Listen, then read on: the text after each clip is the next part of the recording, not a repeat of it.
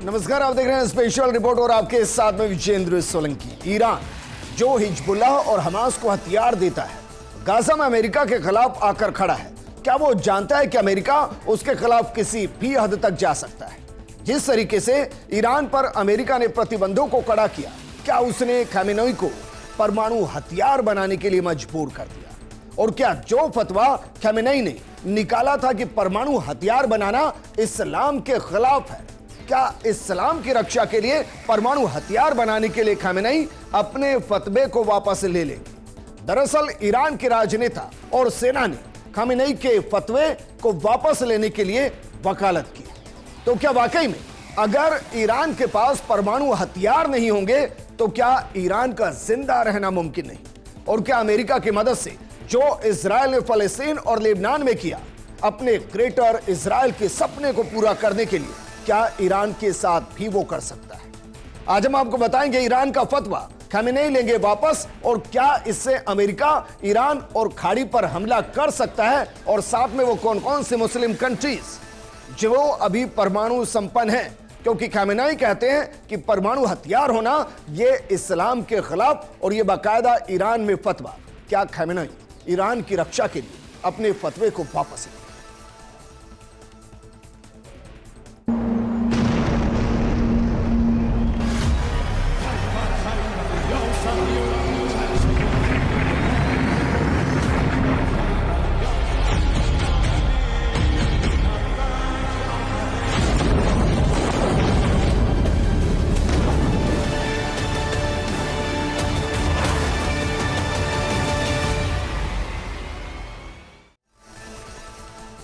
चलिए सबसे पहले आपको दिखाते हैं कि IRGC ने खामेनेई से क्या आग्रह किया, जिसके बाद यह सवाल उठ रहा है कि क्या वाकई में ईरान अपने फतवे को वापस ले सकता है। जरा देखिए सबसे पहले कि कहा क्या गया है IRGC की तरफ से। IRGC की तरफ से कहा गया है कि अमेरिका और पश्चिमी विरोधियों की ताकत से दबाव बढ़ता जा रहा है, ऐसे में ईरान के लिए परमाणु बम रखना जरूरी है। खामेनेई को अपना फतवा वापस लेना चाहिए। Islamic revolutionary guard corpus Iran के अंदर वो ये कह रहे हैं कि अमेरिका और पश्चिमी देशों से खतरा बढ़ रहा है, और अगर ईरान को बचना है तो परमाणु हथियार रखना जरूरी, और खामेनेई को अपना फतवा वापस लेना ही होगा, कोई दूसरा ऑप्शन नहीं है। लेकिन सवाल यह है कि इस्लामिक रिवॉल्यूशनरी गार्ड कॉर्पस ये क्या है, इसका गठन कब हुआ, और क्या वाकई में ये खामेनेई को परमाणु हथियार के लिए मंजूरी दे पाएगा या दिला पाएगा? सवाल यह भी है कि क्या वाकई में अगर ऐसा हुआ तो क्या अमेरिका ईरान को परमाणु हथियार बनाने देगा? बहरहाल इससे पहले जरा देखिए खामेनेई का फतवा क्या है जिसको लेकर यह विरोध है। ईरान के supreme leader Ayatollah Ali Khamenei ने परमाणु हथियारों के खिलाफ 1990 के दशक में फतवा जारी किया था। 2003 में सार्वजनिक रूप से इसकी घोषणा की गई थी। फतवे में साफ कहा गया कि ईरान परमाणु हथियार नहीं बनाएगा, उनका भंडारण और इस्तेमाल भी नहीं कर पाएगा। इसे इस्लामी सिद्धांतों के विपरीत बताया गया। खामेनेई का यह फरमान परमाणु हथियारों पर ईरान के आधिकारिक रूप की और रुख की आधारशिला रहा है। तो क्या वाकई में परमाणु हथियार बनाना इस्लाम के खिलाफ है? तो चलिए आपको यह भी बताते हैं कि कितने मुस्लिम देश हैं, या कहें कि कितनी इस्लामिक कंट्रीज हैं, और उनमें से कितनों के पास वर्तमान में परमाणु हथियार है। एक आंकड़ा आपको दे रहे हैं, इसको जरा देखिए। एक तरफ है ऑर्गेनाइजेशन ऑफ इस्लामिक कॉर्पोरेशन, जिसके अंदर 47 देश है और उसमें पाकिस्तान भी है। यह दरअसल सभी मुस्लिम कंट्री है, इस्लामिक कंट्रीज हैं। दूसरी तरफ है पाकिस्तान। तो मानकर चलिए जो हम बताना चाह रहे हैं, हम ये बताना चाह रहे हैं कि दरअसल सिर्फ इन 47 देशों में अकेला पाकिस्तान है, अकेला पाकिस्तान जिसके पास परमाणु हथियार है। उसके अलावा किसी के भी पास परमाणु हथियार नहीं। तो क्या पाकिस्तान इस्लाम विरोधी है? पहला सवाल। दूसरा, ये जो 47 देश हैं, क्या इनको कभी जरूरत महसूस नहीं हुई? और इसमें ईरान अगर परमाणु हथियार बनाएगा तो क्या OIC के लिए एक वो दौड़ शुरू होगी जिसमें हर देश अपने आप को बचाने के लिए परमाणु हथियार बनाएगा, और क्या दुनिया देखती रहेगी? आगे चलकर हम आपको बताएंगे वो कौन कौन से 7 देश है जिनके पास परमाणु हथियार। लेकिन उससे पहले जरा देखिए कि IRGC परमाणु हथियार क्यों वो चाहता है। दरअसल IRGC के कमांडर्स की चिंता पश्चिमी देशों से कथित खतरे को लेकर है। एक ईरानी अधिकारी ने बताया कि खमेनेई ने अमेरिकियों के साथ बातचीत और परमाणु हथियारों के विकास पर रोक लगा दी। ये सब हमें पतन की ओर धकेल रहे हैं। IRGC के कमांडर्स का मानना है कि परमाणु हथियार ईरान की सुरक्षा के लिए आवश्यक है। ईरान के एक और अधिकारी ने कहा कि हम कुछ समय से परमाणु हथियार बनाने में से बस कुछ ही बटन दबाने की दूरी पर है, लेकिन आज इस पर आगे बढ़ने का औचित्य पहले से कहीं ज्यादा है। आज ईरान पहले के मुकाबले पश्चिम के खतरे का कहीं ज्यादा सामना कर रहा है। उनका मानना है कि हम पहले कभी इतने कमजोर नहीं रहे। इससे पहले कि बहुत देर हो जाए, हमें परमाणु हासिल कर लेना चाहिए, परमाणु हथियार हासिल कर लेना चाहिए। जब ईरानी अधिकारियों ने इस तरह की चिंता जाहिर की तो यह सवाल खड़ा हुआ, क्या खमेनेई बाकायदा परमिशन देंगे? हालांकि किसी अधिकारी ने इससे पहले परमाणु कार्यक्रमों के फतवे पर कोई टिप्पणी नहीं की थी। ईरान के सर्वोच्च नेता के सलाहकार कमाल खरजारजी ने बीते साल मई में कहा था, परमाणु बम बनाने का हमारा कोई फैसला नहीं है, लेकिन अगर ईरान के अस्तित्व को खतरा हुआ तो हम सैन्य सिद्धांत बदलने को मजबूर होंगे। तो क्या आज वो दौर आ गया है जब ईरान को परमाणु हथियार चाहिए? क्योंकि इजराइल जिस तरीके से गाजा को अटैक कर रहा है, लेबनान को अटैक कर रहा है, पूरे फिलिस्तीन पर अटैक कर रहा है, क्या उससे बचने के लिए ईरान जो इनको सपोर्ट करता है उसका परमाणु संपन्न होना जरूरी है? क्योंकि अगर ऐसा नहीं हुआ तो फिर अमेरिका से टक्कर लेना मुश्किल होगा। और क्या इसीलिए सिर्फ IRGC नहीं बल्कि फेजे हाशमी को भी परमाणु हथियार चाहिए? ये फेजे हाशमी कौन है, जरा समझिए। ईरान के पूर्व राष्ट्रपति रहे अकबर हाशमी की बेटी फेजे हाशमी ने परमाणु बम की जोरदार वकालत की। 1996 से 2001 में सांसद रही फेजे हाशमी ने कहा कि हमें देश में किसी इस्लामिक सरकार की जरूरत नहीं है, उसके स्थान पर हमारे पास परमाणु बम होना चाहिए। जब दुनिया के कई देशों के पास परमाणु बम उपलब्ध है तो हमें भी खुद को इससे वंचित रखने की जरूरत नहीं है। फेजेई ने ईरान में हिजाब की अनिवार्यता का भी विरोध किया था और इसके चलते उन्हें गिरफ्तार कर लिया गया था। हाल ही में फेजेई जेल से बाहर आई है और इस बयान के जरिए आप समझ सकते हैं कि फेजेई दरअसल कट्टर इस्लामिक सोच के साथ नहीं बल्कि विस्तारवादी सोच के साथ वहां रहती है। और इसीलिए जब उन्होंने हिजाब का विरोध किया, हिजाब की अनिवार्यता का विरोध किया, तो वहां लोगों को शायद नागवार गुजरा। लोगों को छोड़िए, वहां की सरकार को नागवार गुजरा, उनको जेल में डाल दिया गया। हालांकि अभी वो बाहर आई और उन्होंने कहा कि हमें कट्टर इस्लामी देश नहीं चाहिए, हमें परमाणु संपन्न देश चाहिए जो खुद की और अपने सहयोगी की रक्षा कर सके। तो सवाल यह है कि ईरान का जो परमाणु समझौता था जिसको अमेरिका ने खारिज कर दिया, वो परमाणु समझौता क्या था? और क्या उस परमाणु समझौते के जरिए अमेरिका किसी दौर में ईरान को यह सपोर्ट करता था कि अगर कोई परमाणु संपन्न देश ईरान पर हमला करेगा तो अमेरिका उसका पलटवार करेगा, जैसे आज के दौर में इजराइल के साथ? क्या वाकई में ऐसा था? जरा इसको समझिए। दरअसल 2015 में अमेरिका समेत दुनिया भर की कई शक्तियों ने ईरान के साथ परमाणु समझौता किया था। डील यह भी थी कि पश्चिम देश ईरान से आर्थिक प्रतिबंध हटाएंगे, बदले में ईरान जरूरी मात्रा तक ही यूरेनियम का संवर्धन करेगा। ईरान पर निगरानी का काम यूएन निरीक्षकों को दिया गया था। ईरान को सिर्फ 3.67% तक यूरेनियम के संवर्धन की इजाजत, वो 300 किलो तक यूरेनियम का भंडार कर सकता था। हालांकि 2018 में डोनाल्ड ट्रंप ने एक तरफा फैसला लिया था, ईरान के साथ हुए परमाणु समझौते को तोड़ दिया गया था और उसके बाद ईरान पर बेहताशा प्रतिबंध लगा दिए गए थे। यहां तक कि ईरान की लगभग 41,000 करेंसी $1 के मुकाबले है, इतना ज्यादा ईरानी करेंसी गिर चुकी है। लेकिन परमाणु हथियारों पर ईरान क्या दावा करता है?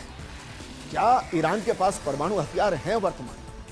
जरा समझिए। और परमाणु हथियारों से इतर ईरान की फिलहाल ताकत क्या है? दरअसल ईरान के पास 50 साल से ज्यादा पुराना असैन्य परमाणु ऊर्जा कार्यक्रम है जो लंबे समय से अपने गैर सैन्य उद्देश्यों को बनाए रखे हुए है। अप्रैल 2024 में एक सरकारी प्रवक्ता ने कहा था कि ईरान ने बार बार कहा है कि उसका परमाणु कार्यक्रम केवल शांतिपूर्ण उद्देश्यों के लिए है। परमाणु हथियारों का हमारे परमाणु सिद्धांत से कोई लेना देना नहीं, इसमें कोई स्थान नहीं। लेकिन 2000 के दशक की शुरुआत में देश के गुप्त परमाणु स्थलों अनुसंधानों के बारे में खुलासे ने दुनिया भर की राजधानियों में परमाणु हथियार बनाने की उसके गुप्त कोशिशों के बारे में चिंता बढ़ा दी थी। तो क्या वाकई में ईरान के परमाणु हथियार युद्ध करा देंगे? और क्या अमेरिका सच में यह चाहता है कि ईरान परमाणु हथियार संपन्न देश ना बने? क्योंकि अगर ऐसा हुआ तो खाड़ी के साथ बाकी अन्य देशों के साथ परमाणु हथियार के इस्तेमाल का खतरा बढ़ जाएगा। और क्या सीधा यह अमेरिका को चुनौती हो? जरा इसको भी समझिए, क्योंकि ईरान अपने परमाणु हथियार बनाने की तरफ है। इस दौरान सिर्फ खमेनेई का इशारा मिलते ही प्रोग्राम शुरू कर दिया जाएगा। अगर ऐसा होता है तो अमेरिका रोकने के लिए किसी भी हद तक जाएगा, क्योंकि ईरान का परमाणु संपन्न होने का मतलब होगा इजरायल को खतरा। ईरान गाजा और लेबनान को बचाने के लिए इजरायल पर अटैक करेगा। इजरायल के समर्थन में अमेरिका अपने हथियारों का इस्तेमाल करेगा। अगर ऐसा हुआ तो फिर एक परमाणु जंग शुरू हो सकती है, और इसीलिए ईरान का परमाणु हथियार का सपना जंग को आमंत्रित करेगा। इस दौरान हो सकता है कि ईरान को और ज्यादा प्रतिबंधों का सामना करना पड़े। हालांकि एक सच यह भी है कि ईरान ने अपने परमाणु कार्यक्रम को चला रखा है। आपको ध्यान होगा, इजराइल बाकायदा इससे जुड़े क्लासिफाइड डॉक्यूमेंट जारी कर चुका है, और उस दौर में कहा गया था कि इजराइल बाकायदा उनके परमाणु ऑपरेशन का हिस्सा रहा, और उसी ने वहां से डॉक्यूमेंट को चुराया, और उसके बाद ईरान परमाणु बम बनाने की तरफ काम कर रहा है, इसका खुलासा हुआ था। ऐसे में संभावना यह भी हो सकती है कि ईरान के पास परमाणु हथियार मौजूद हैं, लेकिन वो सिर्फ अमेरिका पर दबाव बनाने के लिए कह रहा है कि हमें परमाणु हथियार बनाने होंगे, ताकि अमेरिका उस पर लगे प्रतिबंधों में ढील बरते, और जो गाजा और लेबनान के साथ किया गया वो ग्रेटर इजराइल के सपने को पूरा करने के लिए ईरान में ना हो, बाकी देशों में ना हो। क्या इसलिए ऐसा किया जा रहा है? बहरहाल जरा यह भी देखिए कि ईरान को परमाणु तकनीक किसने दी, क्योंकि अगर यह कहा जा रहा है कि ईरान बाकायदा परमाणु हथियार बना रहा है, अगर यह कहा जा रहा है कि ईरान के पास जो टेक्नोलॉजी है 50 साल पुरानी है, लेकिन सवाल यह कि 50 साल पुरानी तकनीक भी किसी ने तो दी होगी। और अगर आज इजराइल जो बाकायदा, माफ कीजिएगा, ईरान जो बाकायदा मिसाइल सिटी दिखा रहा है, क्या वो एक दौर में परमाणु बम सिटी भी दिखाएगा? जरा समझिए, ईरान को परमाणु तकनीक किसने दी? ईरान को परमाणु तकनीक अमेरिका ने ही प्रदान किया। आप सोचिए जरा, एक तरफ परमाणु तकनीक अमेरिका देता है, एक दौर में अमेरिका उसके साथ समझौता करता है, और आज अमेरिका ही उस पर प्रतिबंध लगाता है। दरअसल ईरान का परमाणु कार्यक्रम 1950 के दशक में शुरू हुआ। यह अमेरिका और ईरान के शाह के बीच शीत युद्ध गठबंधन का परिणाम था। 1989 में ईरानी क्रांति के बाद कार्यक्रम बंद कर दिया गया था। अमेरिका ने अपने एटम फॉर पीस कार्यक्रम के माध्यम से ईरान को परमाणु तकनीक, ईंधन, उपकरण और प्रशिक्षण में मदद की। अमेरिका ने ही 1967 में ईरान को 5 मेगावाट का अनुसंधान रिएक्टर प्रदान किया, जिसे अत्यधिक समृद्ध यूरेनियम के ईंधन के तौर पर देखा जाता है। तो सोचिए जरा, जो आज परमाणु तकनीक ईरान के पास है, उसमें एक बड़ा योगदान अमेरिका का है। और शायद अमेरिका जानता है कि ईरान परमाणु हथियार बनाएगा, शायद इसीलिए अमेरिका ने लगातार उस पर पाबंदियां लगाई।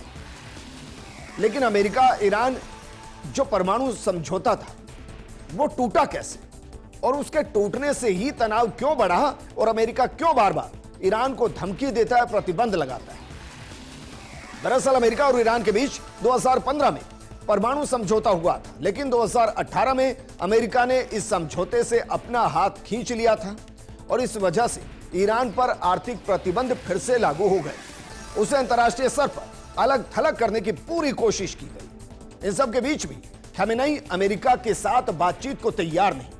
उनका कहना है कि अमेरिका से बातचीत ईरान की नासमझी होगी, अमेरिका से बातचीत करना ईरान का अपमान होगा। ईरान के सर्वोच्च नेता इसलिए भी परमाणु हथियारों के खिलाफ रहे हैं क्योंकि वो नहीं चाहते कि ईरान पर और ज्यादा प्रतिबंध लगे। अगर खमेनेई अपने फतवे पर पुनर्विचार करते हैं तो यह ईरान की रक्षा नीति में बड़े बदलाव का संकेत हो सकता है। अगर ईरान परमाणु हथियार बनाने की तरफ बढ़ता है तो इजराइल, अमेरिका जैसे देशों से उसका तनाव और ज्यादा बढ़ सकता है। लेकिन जरा देखिए ईरान के अंदर जो अभी चल रहा है, क्योंकि ऐसा नहीं है कि परमाणु बम नहीं तो परमाणु रिएक्टर भी नहीं, या परमाणु पॉलिसी नहीं है। किन किन देशों के साथ कब कब समझौते हुए हैं और कैसे बाकायदा ईरान परमाणु हथियारों को बनाने की तरफ बढ़ा है, जरा उस पर भी गौर कीजिए, क्योंकि 3 देशों के साथ समझौते हुए हैं। पहला है फ्रांस। फ्रांस के साथ क्या समझौता हुआ, जरा देखिए। साल 1974, निवेश $1 बिलियन का। $1 बिलियन का निवेश छोटा नहीं होता है। संयंत्र कौन सा था? संयंत्र था फ्रांसीसी यूरेनियम संवर्धन। और इसका परिणाम क्या था? ईरान को यूरेनियम उत्पाद के 10% का अधिकार मिला था। हालांकि चलिए वो एक अलग बात है कि उसने अपने इस अधिकार का इस्तेमाल कभी नहीं किया, लेकिन बाकायदा यूरेनियम प्राप्त करने के लिए फ्रांसीसी यूरेनियम संवर्धन संयंत्र के साथ उसने डील की। साल 1974 $1 बिलियन का निवेश हुआ। अगला देश देखिए जरा, जर्मनी। जर्मनी के साथ क्या डील साइन हुई, इसको देखिए। कंपनी थी क्राफ्टवर्क, जगह थी बुशहर। बुशहर दरअसल ईरान के अंदर ही है और काम क्या था? परमाणु ऊर्जा संयंत्र के निर्माण में मदद करना। हालांकि यह भी सच है कि उसने इस पर कभी आगे बढ़कर काम नहीं किया, लेकिन डील जरूर की। तीसरा है MIT, Massachusetts institute of technology. उसके साथ क्या डील थी, जरा इसको भी समझिए, क्योंकि ये जो डील थी वो साल 1975 की थी। अनुबंध क्या था? ईरानी परमाणु इंजीनियर्स को प्रशिक्षण देना। परिणाम, अनुबंध पर कोई काम नहीं हुआ, लेकिन यहां भी ईरान ने कोशिश की कि उनके जो परमाणु इंजीनियर्स हैं उनको प्रशिक्षित किया जाए, उनको ट्रेन किया जाए परमाणु हथियार बनाने के लिए, जिनके दम पर ईरान बाकायदा परमाणु हथियार संपन्न देश बन जाए, जैसे कि पाकिस्तान। लेकिन खमेनेई के आने के बाद इसे इस्लाम विरोधी माना गया और इसलिए इस पर काम हुआ नहीं, ऐसा कहा जाता है। जबकि क्लासिफाइड डॉक्यूमेंट जो इजराइल ने जारी किए उसमें कहा जाता है कि बाकायदा वो परमाणु हथियार पॉलिसी पर काम कर रहे हैं। लेकिन क्या खमेनेई वाकई में इतने कट्टर हैं कि वो मानते हैं कि परमाणु हथियार बनाना इस्लाम के खिलाफ होगा? इससे समझने के लिए हम आपको एक कहानी सुनाते हैं। कहानी ईरान की है। एक दौर था जब बाकायदा ईरान और इराक के बीच विनाशकारी युद्ध की शुरुआत हुई, और ये 1980 और 1988 के बीच की कहानी। ईरान और इराक के युद्ध के दौरान ईरान के तोपखाने की मारक क्षमता सिर्फ 45 किलोमीटर थी। मतलब उसके अंदर जो तोप थी, उससे जो गोले निकलते थे वो महज 35 किलोमीटर तक मार करते थे, और उनकी भी मारक क्षमता 35 किलोमीटर होने के बाद विध्वंसक नहीं थी। जबकि इराकी सेना के पास 300 किलोमीटर तक मार करने वाली मिसाइलें थी। इराकी सेना बैलिस्टिक मिसाइल से ईरान के अंदर कई शहरों को निशाना बनाती थी। जब इराकी सेना ने मिसाइल हमले की वजह से बढ़त हासिल की तो ईरान ने भी मिसाइल इस्तेमाल करने की सोची। उस समय खमेनेई ने मिसाइल हमले का मुकाबला करने की इजाजत दी, और इसी सिलसिले में नवंबर 1984 में हसन तेहरानी मुकद्दस के नेतृत्व में रिवॉल्यूशनरी गार्ड्स मिसाइल कमांड की शुरुआत की गई। ईरान ने 1985 में पहली बार लीबिया के रूस में बनी स्कर्ड बी मिसाइल खरीदी। 30 मिसाइल की खेप के साथ ही लीबिया से तकनीकी मदद भी ली, और सलाहकार भी ईरान आए और मिसाइल ऑपरेशन को पूरा किया। उस वक्त रिवॉल्यूशनरी गार्ड्स की एरोस्पेस फोर्स के कमांडर अमीर अली हाजी ज्यादा मिसाइल यूनिट निर्माण के प्रमुख बने। मिसाइल गतिविधियों के लिए शहर किरमान में पहला अड्डा तैयार किया गया। आज ईरान के पास सबसे ज्यादा बैलिस्टिक मिसाइलें हैं, जो दुश्मन को 2500 किलोमीटर की दूरी पर भी ढेर करने की ताकत रखती है। ईरान का मिसाइल प्रोग्राम उत्तर कोरिया रूस के डिजाइन पर आधारित है, और इस मिसाइल प्रोग्राम को चीन के सहयोग से भी फायदा हुआ है। लेकिन आप सोच रहे होंगे कि हम ये जानकारी आपको क्यों दे रहे हैं। दरअसल इसलिए क्योंकि एक दौर था जब खमेनेई मिसाइल के भी खिलाफ थे, मिसाइल बनाने के भी खिलाफ थे, मिसाइल के इस्तेमाल के भी खिलाफ थे, वो इसे भी इस्लाम के खिलाफ मानते थे। लेकिन जब देश पर आन पड़ी तो न सिर्फ मिसाइल खरीदे गए बल्कि मिसाइल बनाए गए, और दुनिया भर में सबसे ज्यादा मिसाइल आज अगर कहीं है तो उनमें से एक देश ईरान है। तो क्या वाकई में अब वो दौर आ गया जब खामेनेई अपने उस फतवे को वापस लेंगे जिस फतवे के जरिए वो परमाणु बम को इस्लाम के खिलाफ मानते हैं? क्योंकि वहां उनकी सेना, उनके नेता ये कह रहे हैं कि ये सबसे ज्यादा जरूरी है। अगर ईरान को अपने अस्तित्व को बचाना है तो फिर उसे मिसाइल प्रोग्राम के जैसे ही परमाणु प्रोग्राम को भी आगे बढ़ाना पड़ेगा। और खामेनेई क्या अपना फतवा वापस लेंगे? ये जो क्वेश्चन है ना, इस क्वेश्चन के साथ एक और क्वेश्चन है कि अगर ऐसा हुआ तो अमेरिका और कितने प्रतिबंध ईरान पर लगाएगा। बहरहाल अब आपको यह बताते हैं कि वो कौन कौन से देश हैं जिनके पास फिलहाल एटॉमिक बम है, परमाणु बम है, और वो कितने ज्यादा हैं। इसके बाद हम आपको बताएंगे कि अगर इनमें से कुछ भी चले तो फिर क्या होगा। लेकिन आंकड़ा जरा देखिए कि फिलहाल किस देश के पास कितने परमाणु बम है। रूस के पास जो परमाणु बम है वो 6257 है। कितने? 6257। अमेरिका के पास कितने हैं? 5550 है। हालांकि इसमें एक आंकड़ा यह भी आता है कि कितने परमाणु बम ऐसे हैं जिनको डीएक्टिवेट कर दिया गया है।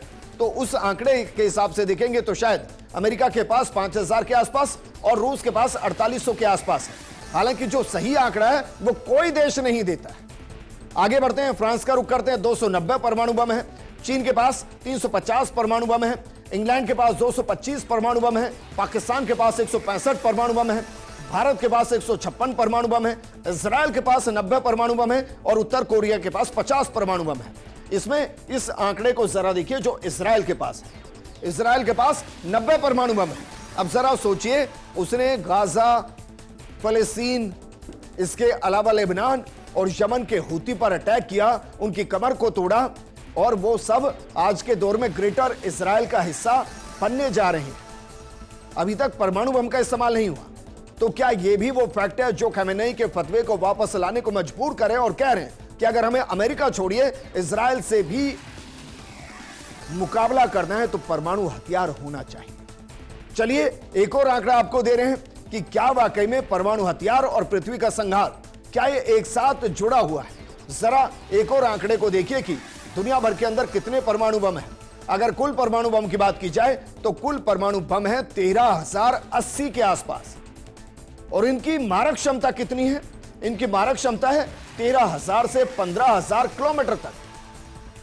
आप सोचिए, इनमें से आधे भी चल गए तो दुनिया खत्म हो जाएगी, या कहिए पृथ्वी का अस्तित्व खत्म हो जाएगा, मानवता का अस्तित्व खत्म हो जाएगा। अब सवाल यह है कि अगर इस अंधी दौड़ के अंदर बाकी कंट्रीज भी जुड़ेंगी तो क्या अस्तित्व को खतरा बढ़ जाएगा, या अब उन देशों के लिए अस्तित्व को बचाना ही सबसे बड़ी चुनौती हो गई जिनके पास परमाणु हथियार नहीं, और क्या ईरान उनमें से ही एक? क्योंकि एक आंकड़ा हमने आपको दिखाया था, 47 ओआईसी के देशों में से सिर्फ एक पाकिस्तान है जिसके पास परमाणु हथियार है। तो क्या दूसरा ईरान होगा गाजा को बचाने के लिए, लेबनान को बचाने के लिए, या कहें कि ईरान खुद को बचाने के लिए क्या परमाणु बम बनाना शुरू करेगा, और क्या खामेनेई अपने फतवे को वापस लेंगे? इस प्रोग्राम में फिलहाल इतना ही, लेकिन आप बने रहिए फर्स्ट इंडिया न्यूज के साथ क्योंकि खबरों का सिलसिला लगातार जारी है। नमस्कार।